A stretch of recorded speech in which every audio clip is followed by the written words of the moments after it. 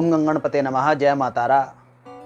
पारसर ज्योतिर्विज्ञान में आप सभी दर्शकों का हार्दिक अभिनंदन है। इस वीडियो के माध्यम से धनु राशि के जातकों पर बुध के मेष राशि में परिवर्तन का क्या प्रभाव होगा, इस विषय में वार्ता करेंगे। 25 अप्रैल सन 2020 रात्रि 2:23 पर बुध मीन राशि से मेष राशि में परिवर्तित होंगे, हस्तांतरित होंगे तथा यहाँ 9 मई सन 2020 प्रातः 9:35 तक विचरण करेंगे। मेष राशि में विचरण करते हुए बुध अश्वनी, भरणी तथा कृतिका नक्षत्र में भी विचरण करेंगे। इस स्थिति के अनुसार बुध धनु राशि के पंचम स्थान में विचरण करेंगे तथा यहां से सप्तम दृष्टि एकादश स्थान पर डालते हुए एकादश स्थान को भी दृष्टिगोचर करेंगे।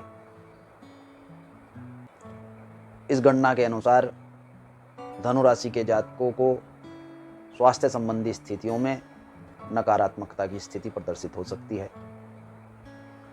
धनु राशि के जातकों को स्वास्थ्य की ओर से चिंतित होने का विषय है, उन्हें इस ओर ध्यान देना चाहिए।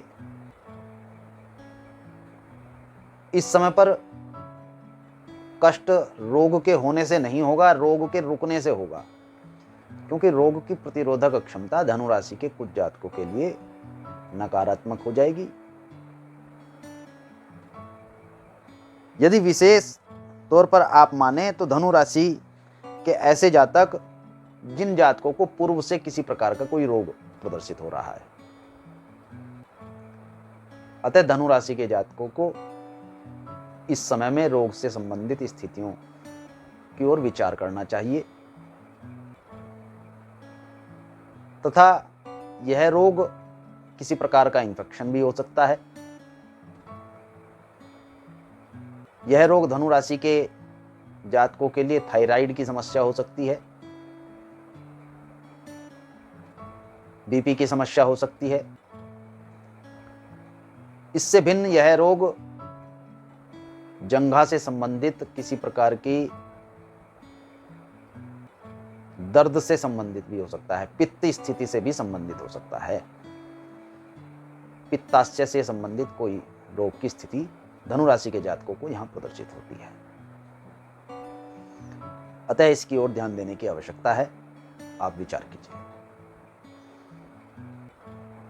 धन की स्थितियां सामान्य रहेंगी। धन के क्षेत्र में कोष में आपको किसी प्रकार की नकारात्मकता प्रदर्शित नहीं होती है, अतः धनु राशि के जातकों को धन, मान सम्मान की स्थितियों में भले ही कुछ न्यूनता रहे, परंतु धन की स्थितियां सामान्य रहेंगी। कुटुंब में मंगल कामनाएं रहेंगी, मंगल की स्थिति रहेगी तथा आप यह देखेंगे कि आपकी वाणी के चहुमुखी प्रसारित होने की स्थितियां प्रदर्शित हो रही हैं। धनु राशि के जातक इस समय में किसी की सहायता की कामना ना करें। सहायता तथा सहयोग आपको संभावित प्रदर्शित नहीं हो रहा है, अतः धनु राशि के जातकों को यहां सहायता की कामना नहीं करनी चाहिए। सुख सौभाग्य की स्थिति बनी हुई है, सुख के क्षेत्र में अधिकार प्राप्त होगा, किसी भौतिक सुख की ओर अग्रसर हो सकते हैं, किसी सुख के साधन, इलेक्ट्रॉनिक उपकरण की खरीद भी इस समय में आप कर सकते हैं। अतः धनु राशि के जातकों को इस समय में ऐश्वर्यशालिता की ओर अधिक ध्यान न देते हुए उपभोग की स्थिति को बनाए रखना चाहिए, विश्राम की स्थिति को बनाए रखना चाहिए। इस समय पे आप विश्राम और आराम करेंगे तो आपको अवश्य ही सफलताएं प्राप्त होंगी, सुख भी अनुभव कर पाएंगे। धनु राशि के जातकों को संतान की ओर से चिंता का विषय है, उस ओर भी ध्यान देने की आवश्यकता है। विशेष तौर पर जिनकी संतानें विद्यार्थी वर्ग की हैं। इसके विपरीत यदि संतान को इस समय में धन की आवश्यकता है अथवा किसी सहयोग की आवश्यकता है तो वह भी धनु राशि के जातकों को इस समय में करनी चाहिए। कुल मिलाकर आपको इस ओर ध्यान देना चाहिए। मातृत्व शक्ति का आपको सहयोग प्राप्त होगा, दूर से ही परंतु संभावित सहयोग प्राप्त होगा। और यह सहयोग किसी धन राशि अथवा किसी अन्य स्थिति में न होकर केवल भावनात्मक रूप में होगा। इस समय पर धनु राशि के जातक अपने मातृत्व भाव से धन की कामना की स्थिति भी अनुभव कर सकते हैं, अपने मन में ऐसा अनुभव कर सकते हैं। परंतु मित्र, आपको केवल भावनात्मक सहयोग प्राप्त होगा और इसकी आपको बहुत आवश्यकता है, और इसी से आपको अग्रगामी परिणाम सकारात्मक होंगे। रोग, जहां हम पूर्व में कहकर आए हैं कि रोग की तरफ आपको ध्यान देना चाहिए, शत्रु निर्बल होगा, औषधियां सफलतम रूप में आपको प्राप्त होंगी, औषधियों से आपको पूर्ण सफलता प्राप्त होगी। इस समय में औषधीय तत्व से ही आपको सकारात्मकता भी आएगी। धनु राशि के जातकों को वाद विवाद में भी इस समय में पूर्ण सफलता प्राप्त होगी, परंतु ग्रस्त जीवन साथी से विवाद मत करें, क्योंकि उसमें सफलता भी आपकी असफलता ही है।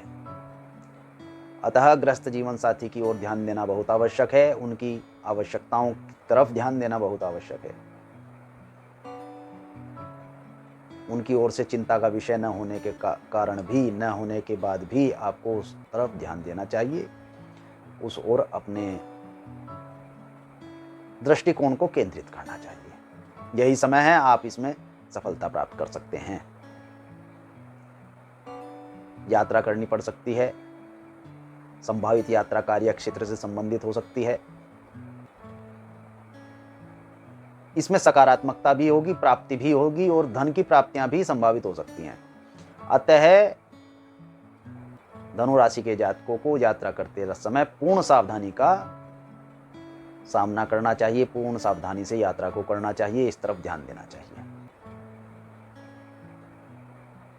भाग्य प्रबल होगा, भाग्य की ओर से चिंता करने की आवश्यकता नहीं है। भाग्य से धन भी प्राप्त होगा, लाभ भी प्राप्त होंगे, परंतु इस समय में भाग्य को प्रबल करने की आवश्यकता है और वह कर्म से होगी। कर्म अवश्य ही आप जानते हैं किस प्रकार करना है, सुचारू रूप से कर रहे हैं, करते रहेंगे, परिश्रम भी कर रहे हैं। इस कार्य को धनु राशि के जातकों को जिस प्रकार कर रहे हैं उसी प्रकार करना चाहिए। कार्य क्षेत्र में परिवर्तन की आवश्यकता नहीं है। विचार मत करना, विचार मत करिए, कार्य क्षेत्र में कोई परिवर्तन की आवश्यकता नहीं है। परिश्रम की आवश्यकता है, आप पूर्व से कर रहे हैं, फलादेश उस प्रकार नहीं भी आ रहा है, परंतु थोड़े समय में आना प्रारंभ हो जाएगा। निश्चिंत रहिए, जिस कार्य का आपको अनुभव है, जिस कार्य को आप इतने समय से कर रहे हैं, यही कार्य आपको सफलता भी प्रदान करेगा। लाभ के अवसर वर्तमान में न सही भविष्य में प्राप्त होंगे। धन की स्थितियां, व्यय की स्थितियां, खर्च की स्थितियां सामान्य रहेंगी। हानि के कम ही अवसर हैं, हानि ऐसी प्रदर्शित नहीं हो रही है। धन के लेन देन की स्थितियां भी सामान्य रहेंगी। अधिक किसी को देने, उधार देने अथवा किसी की सहायता करने की स्थितियां आपके सामने कम ही प्रदर्शित होती हैं। धनु राशि के जातकों को कष्ट की निवृत्ति के लिए प्राण अभिमुख मुद्रा का प्रदर्शन करना चाहिए। यह प्राण अभिमुख मुद्रा में केवल कनिष्ठिका उंगली का ही प्रसार होता है तथा तर्जनी अंगुली को, जो प्रथम उंगली है अंगुष्ठ के पश्चात, उसको अंगुष्ठ के मूल भाग में तथा मध्य की दोनों उंगली अनामिका और मध्यमा उंगली को अंगुष्ठ के अग्रभाग में प्रसारित किया जाता है। इस मुद्रा का प्रदर्शन हृदय क्षेत्र में किया जाता है। हृदय क्षेत्र में इस मुद्रा का प्रदर्शन करने से धनु राशि के जातकों को कष्टों से निवृत्ति प्राप्त होगी। इसके साथ साथ सरस्वती बीज ओम ऐंग नमः, ओम ऐंग नमः मंत्र का जप करना चाहिए। इस मुद्रा का प्रदर्शन प्रतिदिन 45 मिनट से 52 मिनट के मध्य करना चाहिए। न ही 45 मिनट करना चाहिए और न ही 52 मिनट करना चाहिए। इसके मध्य में कितनी भी संख्या में अनुसार आप इस मंत्र का जप कर सकते हैं। इससे आपकी समस्याओं की निवृत्ति होगी, आपको कार्य क्षेत्र में और आपके स्वास्थ्य में आरोग्य प्राप्त होगा। धन्यवाद। शुभम भवतु। भगवान गणपति तथा मातारा आपका कल्याण करें।